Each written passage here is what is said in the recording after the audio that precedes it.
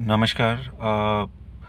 बहुत कम लोग इस बारे में बात करते हैं बट मैंने सोचा मुझे बात करनी चाहिए। ट्रेडिंग में सबसे ज़्यादा जो लॉस होता है इन्वेस्टर्स का, ट्रेडर्स का, वो न्यूज़ चैनल्स की वजह से होता है। आप देखेंगे कि जिस स्टॉक को या जिस ट्रेड के बारे में सबसे ज़्यादा बात हो रही है वही सबसे ज़्यादा लोगों को सफ़र कराता है।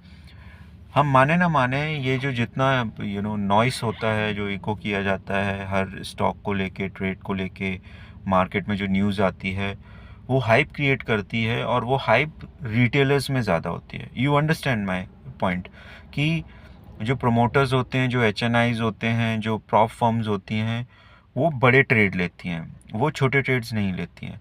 मतलब 1 लाख इन्वेस्टर्स एक प्रॉप फर्म के ट्रेड के बराबर इक्विवेलेंट सपोज आ रहे हैं और ऐसी हज़ारों प्रॉप फर्म्स ट्रेड ले रही हैं, तो रिटेलर्स बहुत बहुत कम इम्पैक्ट डालते हैं। प्लस प्रॉप फर्म्स या जो एच या बिग प्लेयर्स हैं, जो और स्मार्ट मनी है, वो पहले मीडिया में, न्यूज़ में, सोशल मीडिया में किसी चीज़ के आने से पहले अपना इम्पैक्ट बना लेता है।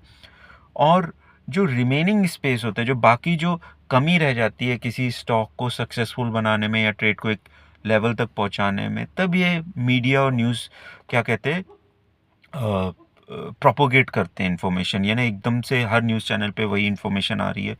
तो सुझाव ये है, और ये मैंने खुद ने ऑब्जर्व किया है, कि the day I actually stopped watching news channels, और ये जो इस बॉम्बार्डिंग इन्फॉर्मेशन होती है, वो जिस दिन से मैंने छोड़ा और मैंने सिर्फ फंडामेंटल्स और टेक्निकल एनालिसिस पे फोकस किया, और मैंने एक गज़ब का डिफरेंस देखा। और वो डिफरेंस ये था कि ये हमेशा हर चीज़ को अपोजिट डायरेक्शन में ले जाते हैं। तो अगर आप देखेंगे कि किसी स्टॉक का स्प्लिट हो रहा है तो उसकी बहुत ज़्यादा हाइप बनाई जाएगी। जियो देख लीजिए आप, रिलायंस और जियो का इतनी हाइप बनाई गई, दबा के लोगों ने परचेज़ किया और एकदम से वो फॉल हुआ। जियो फाइनेंशियल कितना नीचे आ गया था, आपको याद ही होगा। सेम गोज़ विद जियो भी। और जो इन्वेस्टर्स थे वो फंस गए। मैं भी उसी में से एक था। मैं फंसा, पूरे 6-8 महीने के लिए मेरा पैसा फंस गया।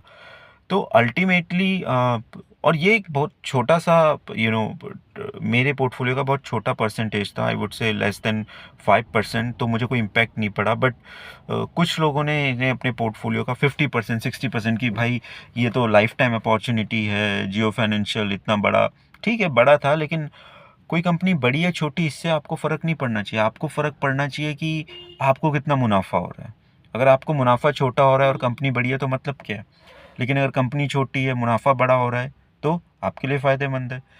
तो हमेशा ये जितनी भी ये न्यूज़ और ये सोशल मीडिया पे इतना होता है, इवेंट और ये सब करते हैं, ये सब रिटेलर्स के लिए हार्मफुल होता है। ट्रस्ट मी, रिटेलर्स का फ़ायदा ही सिर्फ इसी चीज़ में है कि वो इस नॉइज़ से अलग रहें और अपने एनालिसिस के बेसिस पे ट्रेड लें। और आप एक चीज़ देखेंगे, न्यूज़ चैनल्स पे जो कॉलर्स कॉल करते हैं, सर मैंने इतने में ये स्टॉक लिया था, अब इतने पे हूँ। सबको नज़र आ रहा है कि ये गिरेगा गिरेगा, लेकिन वो क्या बोलेंगे, आप अब रुके रहिए, इस समय आप फंस चुके हैं, ये तो ट्रैप की स्थिति है, अब आप निकलेंगे तो आप कुछ कर नहीं सकते। तो हम सजेस्ट करेंगे कि आप वेट करिए। अब आपका पैसा कितने टाइम के लिए वहाँ पे फंसा रहा, 6 महीने, 8 महीने। उसी समय अगर आप एग्जिट करके कोई बढ़ते हुए स्टॉक में डाल दें, आपको स्टॉक से क्या फ़र्क पड़ता है। आपको पैसा चाहिए, आपने पैसा लगाया, तो आप एक दौड़ते हुए घोड़े पे पैसा लगाइए ना। आप डूबती हुई भैंस पे पैसा क्यों लगा रहे हैं। आपको पता है भैंस कीचड़ में बैठेगी, लेटेगी, कितना मुनाफा देगी, कुछ नहीं देगी। तो दौड़ते हुए घोड़े पे लगाइए पैसा।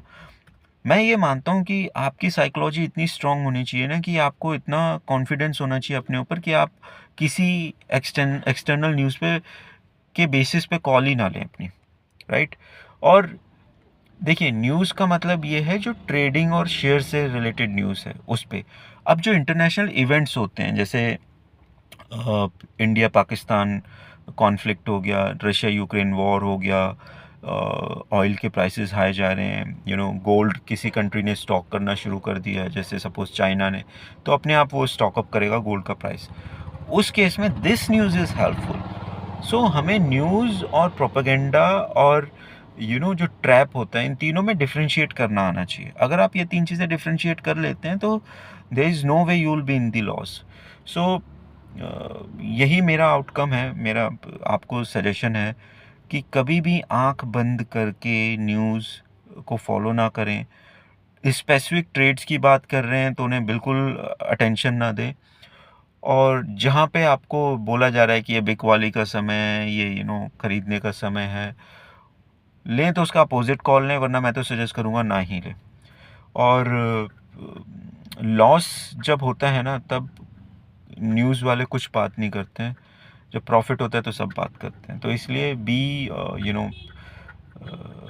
बी विजिलेंट, ध्यान रखिए कहाँ क्या ट्रैप फंसाया जा रहा है रिटेलर्स को, क्योंकि सबसे हेल्पलेस ना रिटेलर होता है। प्रॉप फर्म, मैं आपको बताता हूँ, गुजरात की एक प्रॉप फर्म है, उन्होंने एक ट्रेड लिया था, this is my personal information, एक बहुत बड़े निफ्टी 50 का ट्रेड था वो। उन्होंने निफ्टी 50 का था, पता नहीं, बट मैं आपको बताता हूँ। उन्होंने ट्रेड लिया था आइसर मोटर्स पे, ठीक है। और उस समय आइसर मोटर्स पे उन्होंने तकरीबन 25 या 28 करोड़ की बेट लगाई थी, ठीक है। और इवेंट से पहले, उनके क्वार्टरली रिजल्ट से पहले सब बोल रहे थे प्रॉफिट हाई जाएगा, हाई जाएगा, हाई जाएगा, लोगों ने दबा के लिया। उन्होंने इवेंट तक वेट ही नहीं किया और उस हाइप को कैश कर लिया, ठीक है। अब ये बहुत बेसिक एग्जांपल है, लेकिन उन्होंने इसमें with in a day they made a profit of around 4 crore, which is a big number. लेकिन रिटेलर्स को क्या मिला? रिटेलर्स वहाँ पे ट्रैप हो गए।